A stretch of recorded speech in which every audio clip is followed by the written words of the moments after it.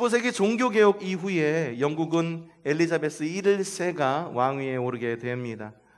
여러 가지 정치적, 종교적, 종교개혁으로 모든 것이 잘 독립되었으면 좋겠지만 종교적으로도 독립되지 못했고 정치적으로도 가톨릭에서 독립되지 못했습니다. 그래서 이제 막 왕위에 오른 엘리자베스 1세 여왕은 자신의 왕권을 수호하기 위해서, 지키기 위해서 가톨릭과 결탁을 하게 됩니다. 막 종교개혁이 일어났다라고는 했지만 아직까지는 개신교회에는 힘이 없었죠. 그렇기 때문에 교황청과 결탁을 해서 정치적인 부분, 종교적인 모든 부분들을 가톨릭에 종속시켜서 자신의 왕권을 유지했습니다. 그 가운데에 프로테스탄트, 개신교인들이 막 일어나니까 가톨릭에 반대하는 세력으로, 프로테스탄트라는 말 자체가 저항하는 사람들이라고 하는 뜻이에요. 여러분, 개신교인들은 저항하는 사람들이에요. 개신교인들은 저항하는 사람들이에요.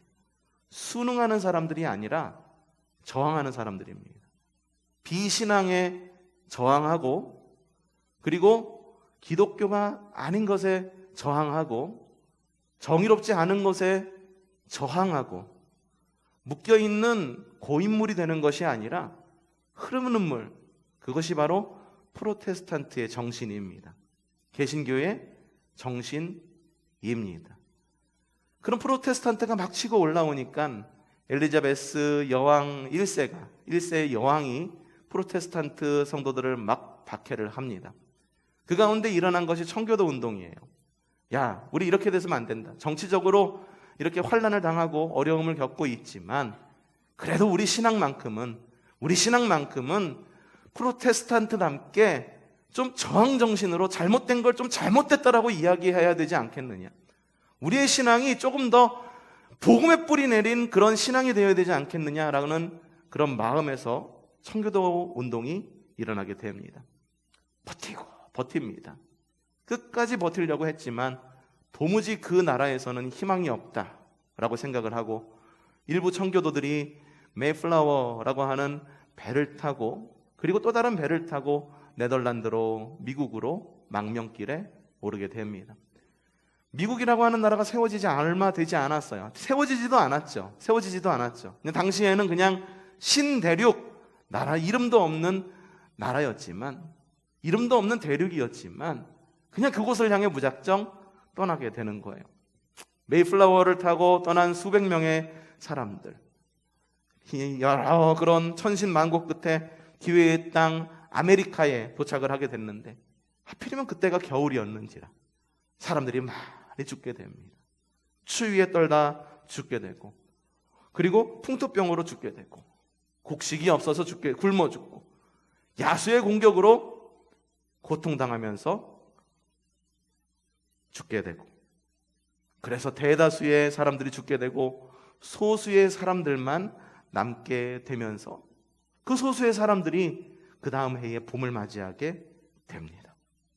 이 소수의 사람들, 옛날에 그 서부 영화 같은 데 보면은 인디언들이 막 백인들 막 총으로 쏴 죽이고 뭐 토마호크로 막 이렇게 막 사람들을 죽이고 막 이런 모습 많이 보이잖아요. 근데 초기에는 그런 모습이 아니었었어요. 외지인들을 환대해 줬어요. 그리고 환대해주는 그런 모습이 그냥 환영해, 어서와, 이게 아니라 야, 니네 외지 땅에서 살기 얼마나 힘드냐, 그러면서 농사 짓는 법도 알려주고, 그리고 그 땅에서 잡아먹을 수 있는 고기가 뭔지도 알려주고, 청교도들은 인디언들의 도움을 받아서 첫 해, 그러니까 두 번째 해, 봄이 지난 그 첫 해에 그 황무지와 같은 땅을 개간해가지고 그곳에 씨앗을 뿌립니다. 그해 가을 그들이 그렇게 어렵게 농사 지은 그 열매가, 그 씨앗이 열매를 맺게 됩니다. 이 청교도들은 그렇게 어려운 환경이었음에도 불구하고 신앙을 잃지 않았어요. 그래서 감사의 마음으로 제단을 쌓고, 그리고 하나님께 예배하며 우리를 도와줬던 그 모든 인디언들을 초청해서 들에서 잡은 칠면조를 요리해 가면서 인디언들과 함께 잔치를 벌였던 것이 바로 추수감사절의 시작입니다. 추수감사절은 이러한 역사적인 배경을 가지고 있습니다. 그럼 성경에는 이 추수감사절의 기원이 없을까요? 예, 추수감사절의 기원은요, 성경에도 나와 있습니다. 청교도들은요, 영국을 탈출했습니다. 그러니까 이게 우리의 신앙적 언어로 말하면 출영국 정도 되겠죠. 출영국을 하면서 추수감사절을 시작했다라고 한다면, 이 히브리 민족은요, 출애굽을 하면서 하나님과의 언약을 세우게 됩니다. 히브리 민족이라고 말씀드린 이유가 있습니다. 예전 같았으면 이스라엘 민족, 유대인이라고 이야기했을 텐데, 오늘은 왜 하필이면 히브리인이라고 이야기했을까? 왜냐하면 이 히브리인이라고 하는 것이 그들의 정체성이었기 때문이에요.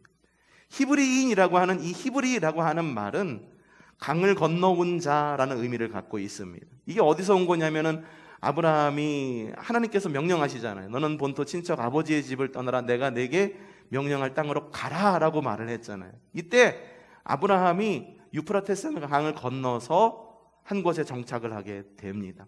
그래서 정착을 한 아브라함을 보고, 그리고 그 자손들을 보고 그곳에서 살고 있었던 사람들이, 야, 쟤네들은 강을 건너온 사람들이야. 그래서 히브리인이라고 말한 것이 히브리인의 말의 시초입니다. 그러니까 이 히브리라고 하는 말은 그들의 이름이 아니라, 이름이라고 하기에는 너무 뭔가 좀 부족한 이름이에요. 옛날에 그런 거 있었잖아요. 옛날에 그런 거. 옛날에는 어린아이들이 많이 죽었어요. 그쵸? 낳자마자 100일 만에 100일이 안 돼서 죽기도 하고, 뭐 옛날에 그런 것도 있더라고요. 아이를 이렇게 마당에 놔뒀는데 큰 독수리가 와서 채가기도 했다라는 이야기도 들리기도 하고, 정말 그런 일이 있었었나요? 잘은 모르겠습니다만 그런 일이 있었다라고 그래요. 그래서 아이들의 이름을 대충 더 지어줬어요. 그래서 뭐 갓난이, 뭐 아니면은 뭐 언년이, 이런 이름들도 있었고요. 많았어요. 그러니까 히브리 민족이라고 하는 이름은 바로 이런 민족이었어요. 이런 이름이었던 거예요. 아랫말 개똥이, 윗말 갓난이, 뭐 이런 의미를 담고 있는 것이 바로 히브리라고 하는 것이에요. 그러니까 무명의 민족이었던 거예요. 무명의 민족. 강 건너온 그게 그냥 이름도 모르고 그냥 부산댁, 목포댁, 인천댁, 이름도 모르고 불렀던 바로 그 사람. 하나님은요, 이름도 없었던 그들을 하나님의 양자로 삼으시고 이스라엘이라고 하는 이름을 붙여줍니다. 옆에 있는 개똥이를 불러다가, 야, 너는 이제 내 아들이니까는 오늘부터 우리 가문의 성씨를 따르고, 그리고 우리 가문에서 내려오는 돌림자를 써서 최호아무개라고 이름을 지어라. 그러면서 입양을 해서 이름을 지어주고, 그리고 하나님의 언약이라고 하는 새 옷을 입혀주고, 그리고 손가락에는 가락지를 끼워주면서 이제부터는 너는 내 아들이야. 이름도 없었던 그 아무개를 부르셔서 하나님의 백성으로 삼으신 것입니다.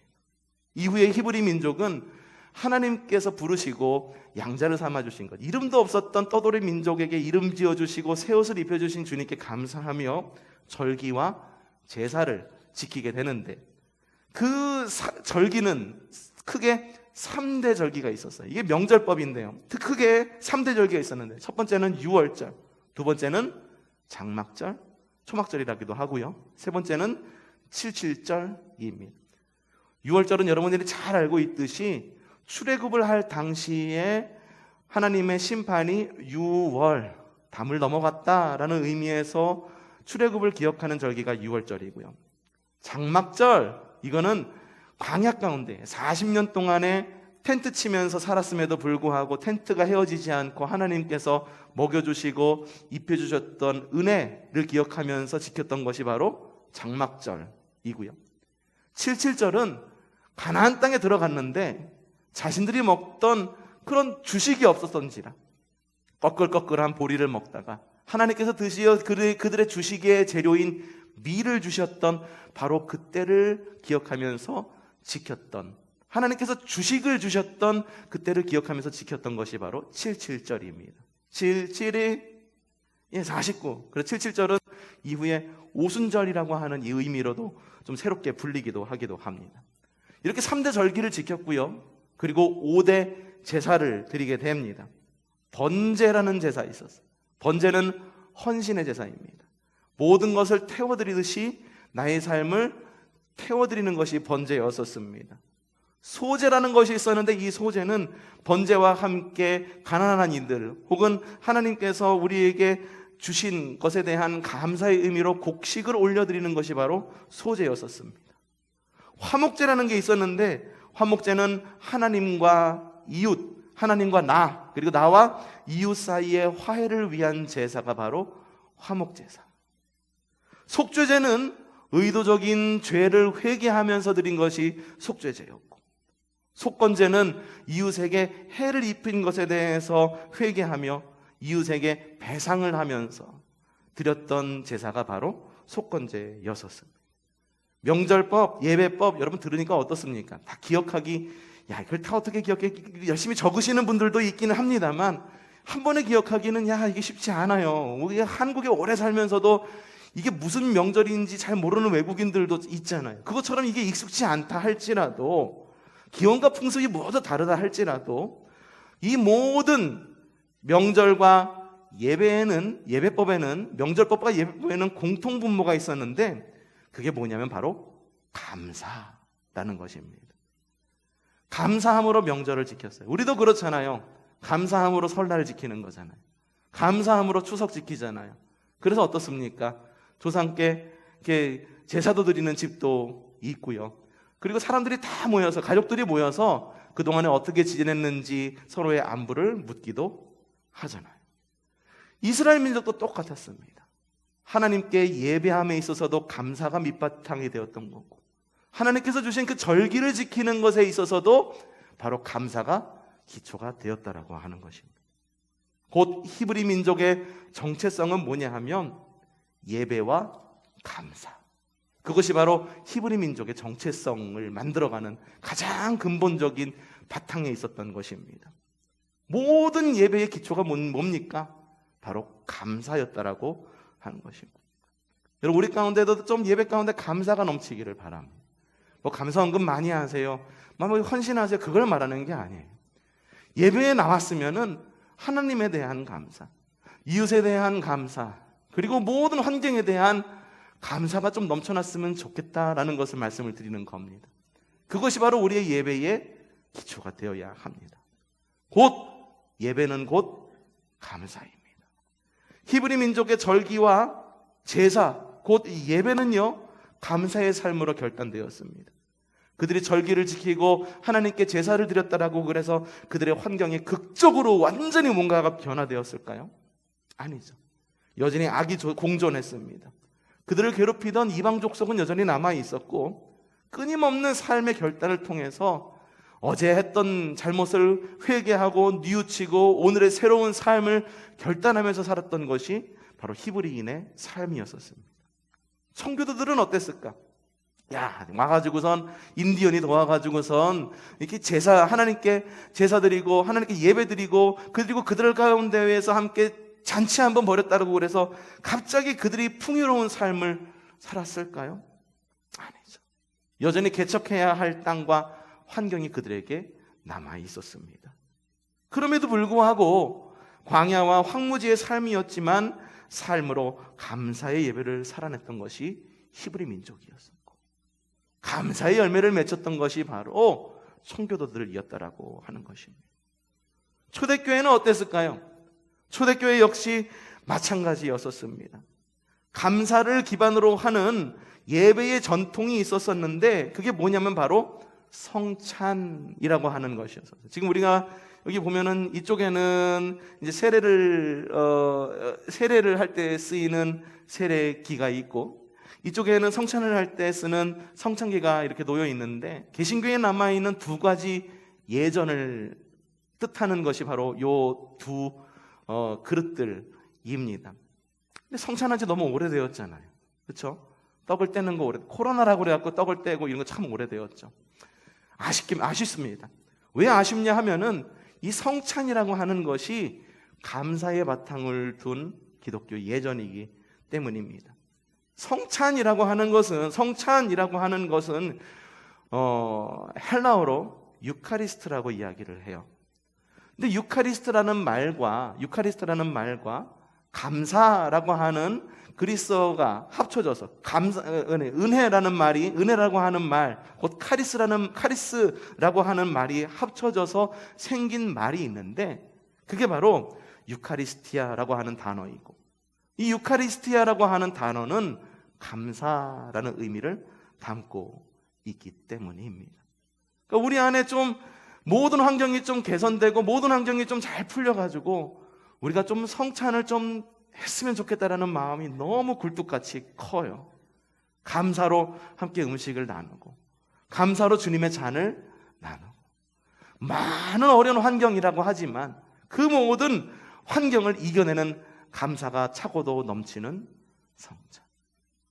우리에게 그런 감사의 예배가 넘쳐나기를 바랍니다.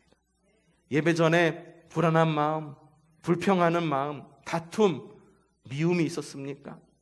여러분, 감사의 예배로 하나님의 은혜를 누리는 여러분들 되시기를 바랍니다. 예배를 통해서 감사가 회복되는 여러분들의 삶이 되시기를 바랍니다. 그러면 거꾸로 한번 물어보겠습니다. 예배는 감사다라고 말했습니다. 그럼 거꾸로 감사는 예배일까요? 네, 맞습니다. 최소한 우리가 그리스도 안에 있는 감사로 삶을 살아낸다고 한다면 그것이 바로 예배의 삶이다라고 여러분에게 말씀을 드리는 거예요. 그리스도인은요, 거룩한 산 제물로 부름받은 사람들입니다. 예배당 안에서의 산 제물, 그리고 우리가 삶에서의 산 제물을 살아냅니다. 교회에서는요, 리터지, 곧 예전이라는 모습으로 하나님을 예배합니다. 우리 교회가 그래도 어떤 리터지에 있는 부분에서는 그래도 좀 많이 자유롭기는 해요. 그래서 이 시간에는 뭘 해야 되고 앉았다 일어났다 이것도 좀 많이 없고 그런 편에 속하지만, 그럼에도 불구하고 리터지, 곧 예전은 우리 안에 여전히 남아 있습니다. 봉헌할 때 다 같이 일어서기도 하죠. 그리고 성경 말씀을 읽은 다음엔 주님의 말씀입니다 라고 말하면은 말씀에 감사하며 순종합니다 라고 말하는 것, 그 모든 것이 예전 안에서 표현되는 예배의 모습입니다. 그러면은 삶에서의 예배는 어떻게 드리는 걸까? 그게 바로 감사로 삶을 살아내는 것, 그것이 바로 감사의 삶의 예전이다라고 하는 것입니다. 그리스도인이 비그리스도인과 다른 점이 있습니다. 그 다른 점이라고 하는 건, 그 비그리스도인은 하나님의 뜻을 따르지 않지만 그리스도인은 하나님의 뜻을 따라서 살아갑니다. 그래서 오늘 말씀에 이렇게 적혀 있습니다. 한번 크게 한번 읽어보죠. 오늘 말씀 뭐라고 말하나 읽어보죠. 시작!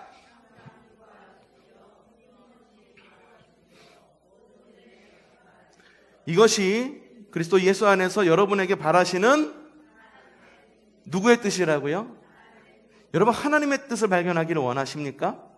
내가 어디로 가야 될지 모르세요? 혹은 어떤 것이 주님의 뜻인지 모르세요? 오늘 말씀에 너무 명확하게 적혀 있어요. 어떻게 알아합니까? 항상 쉬지 말고 범사에, 그것이 바로 주님의 뜻인 것입니다. 주님의 뜻을 이어가는 여러분들 되십시오. 특별히 모든 일에 감사하는 삶을 살아내는 여러분들 되십시오. 그리스도인은 가는 어떤 특징적인 모습이, 교회 가는 것이 특징적인 모습이니까 예배에서만 감사의 예물을 드리면서 하나님께 이렇게 예배하는 것, 그냥 감사하지도 않으면서 감사하는 척하면서 하나님께 예배하는 것이 그리스도인인가요? 아닙니다. 그리스도인은요, 척박한 환경 가운데에서도 감사의 열매를 맺는 사람들이 바로 그리스도인입니다. 그런 삶을 사십시오. 여러분의 가정이 척박하다 할지라도 그곳에서 감사의 열매를 맺으십시오. 우리의 사회생활이 척박하다 할지라도 그곳 가운데에서 감사의 열매를 맺으십시오. 어떤 경우에는 교회 생활이 척박하다 느껴질 수도 있을지도 몰라요. 인간관계 때문에, 이해관계 때문에, 하나님과의 깨진 관계 때문에 그 가운데에서 회복이 일어나 감사가 넘치는 믿음의 삶을 살아내는 여러분들 되시기를 바랍니다. 그러니 예배는 감사일 뿐만 아니라 감사는 곧 예배인 것입니다. 과장된 해석입니까? 아닙니다. 감사로 예배하는 사람은 감사가 그의 삶의 가운데에 넘쳐납니다. 그러니 감사가 없이는 예배도 없는 것임을 여러분들 기억하십시오. 예배가 없이는 감사가 없는 것임을 여러분들 기억하시기를 바랍니다. 오늘 말씀에서처럼 모든 일에 감사하는 저와 여러분이 되기를 바랍니다. 오늘은 추수감사절입니다. 한 해를 결산하는 절기이죠. 이만한 결실을 맺게 해준 주님께 또한 감사하며 결산하는 절기가 바로 이 추수감사절입니다. 오늘의 감사가 그냥 오늘 감사합니다로 끝나는 것이 아니라, 야 여기 있는 거, 야 이거 어떻게 나눠 먹냐, 그냥 고기에 팔려가지고선 그냥 그 감사에만 탁 묶여가지고 나머지 감사를 못 보는 것이 아니라, 오늘의 감사가 365일 24시간 여러분의 삶 가운데에 이어지기를 바랍니다. 어떤 분들은 이야기해요. 인생지사 세웅지 마. 그러니 좋은 일이 있으면 나쁜 일도 있으니 야, 이 또한 지나가리라고 이렇게 이야기를 하곤 합니다. 여러분, 그러한 인생지사 세웅지마라는 그 말에 넘어가지 마십시오. 그냥 좋은 일이 있으면 기뻐가지고 헤헤헤거리다가 그냥 조금만 나쁜 일이 있으면 지무룩해가지고선 그렇게 있지 마시고, 늘 꾸준함으로 뜨끈함으로 감사가 끊임없이 이어질 줄 아는 여러분들 사는 삶이 되시기를 바랍니다. 무엇보다도 불평과 불만이 마음과 입술을 주장하지 못하도록 파수꾼을 세우시기를 바랍니다. 감사가 가장 넘쳐나야 될 곳이 어딜까요? 우리의 입술입니다. 우리의 마음입니다. 우리의 마음으로부터 우러나는 감사, 그래서 우리 입술로 표현되는 감사, 그리고 감사의 찬양이 입술에서 떠나지 않도록 삶으로 살아내는 여러분들 되시고, 추수의 감사가 일상의 감사로 이어지기를 주님의 이름으로 축복합니다.